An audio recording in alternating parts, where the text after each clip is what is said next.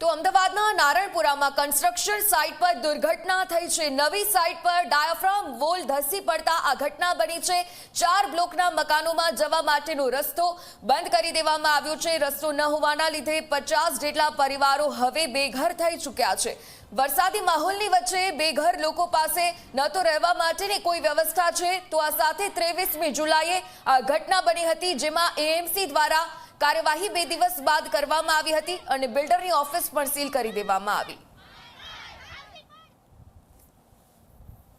અમદાવાદમાં સતત 3 દિવસથી વરસાદી માહોલ છે કે જ્યાં 23 જુલાઈએ શહેરમાં એ અતિ ભારે વરસાદ એની વચ્ચે અનેક ઘટનાઓ બની અને એ ઘટનાઓ વચ્ચે એક મોટી દુર્ઘટના બનતા રહી ગઈ, પરંતુ હજુ પણ ત્યાં એ સ્થાનિકોને ભય છે પોતાના મકાન બચાવવાનો, મકાન પડી જવાનો, અને એ વાત છે નારણપુરામાં આવેલ આ જ જગ્યા જોઈ શકાય છે।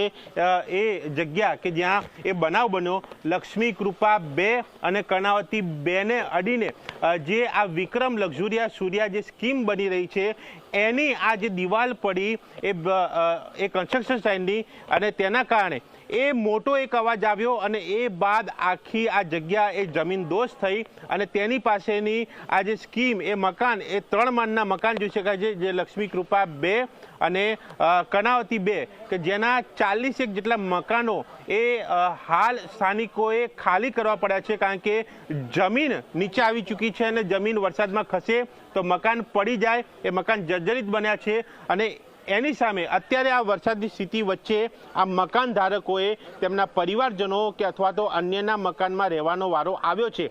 આ બેદરકારી કોની એ સવાલ તેઓ પૂછી રહ્યા છે અને એ સ્થાનિકો, એ મકાન ધારકો મારી સાથે જોડાયા છે, તેમની સાથે વાત કરીશું। આ 2 જે જગ્યા લક્ષ્મી કૃપા 2 અને કર્ણાવતી, ટોટલ કેટલા મકાન કે જે આનાથી પ્રભાવિત થયા છે? 2 બ્લોક છે, એક બ્લોકમાં 12 મકાન છે, એટલે ટોટલ 48 મકાનો આનાથી પ્રભાવિત છે। 48 પરિવારો અત્યારે મકાન વગરના છે। તમે જોઈ શકો છો કોઈ પણ અત્યારે મકાનમાં રહેતું નથી આ ભયના કારણે। અને આ જે ભૂલ છે એ બિલ્ડરની છે, હાઉસિંગ બોર્ડની છે, હાઉસિંગ બોર્ડના અધિકારીઓની છે। તેઓ અહીંયા જોવા નથી આવ્યા। મહિના પહેલાં આ વસ્તુનું મને ધ્યાનમાં આવતા અમે એક અરજી પણ આપેલી કે આવી જમીન ધસી પડે એવી ઘટના થઈ શકે તેમ છે તો તમે યોગ્ય પગલાં લો, આવી અમે એક અરજી આપેલી હાઉસિંગ બોર્ડમાં, પણ તેનું કોઈ જ નિરાકરણ આવ્યું નથી। અને આજે 48 પરિવારો વરસાદી વાતાવરણમાં બૈરી છોકરા લઈ અને રસ્તા ઉપર આવી ગયા છે। કોઈ ખાવા પીવાના ઠેકાણા નહીં, 2 દિવસના કપડાં પહેરેલા છે, આ નવી ટી શર્ટ આજે લઈને મેં પહેરી, બાકી ઘરમાં અંદર જઈએ તો પડવાની બીક છે તો જઈ શકાતું નથી।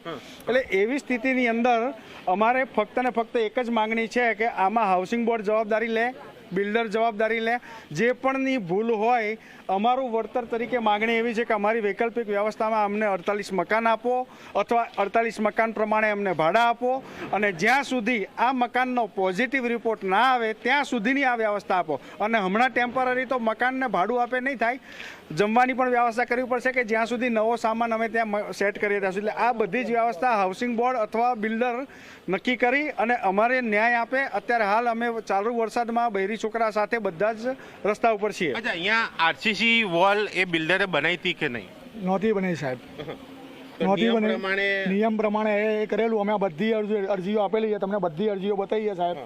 આ પોલીસ ચોકીની અરજી છે, પછી હાઉસિંગમાં આપેલી છે, એટલે ખાલી ઉલ્લેખ મને જો મારે આ હાઉસિંગમાં આપેલી અરજી છે, એએમસીમાં આપેલી અરજી છે, પોલીસ ચોકીમાં આપેલી અરજી છે। શેના બાબતની? પોલીસ ચોકીમાં અમારે અવાજ બાબતે, હાઉસિંગમાં અમારા રસ્તા બાબતે, અને એએમસીમાં ગટરની પાઇપલાઇન નાખતા હતા ત્યારે બી અમે આપેલી છે